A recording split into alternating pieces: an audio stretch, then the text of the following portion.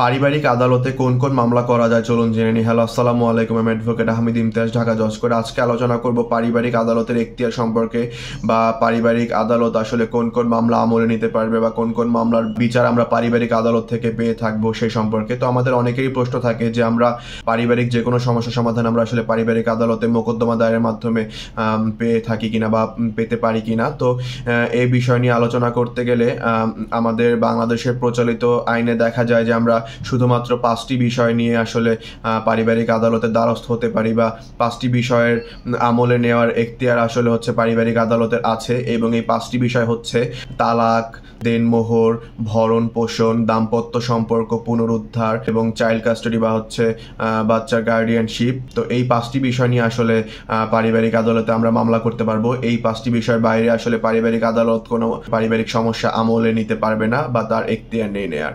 তো সকলে ভালো থাকবেন, সুস্থ থাকবেন, সতর্ক থাকবেন। আসসালামু আলাইকুম।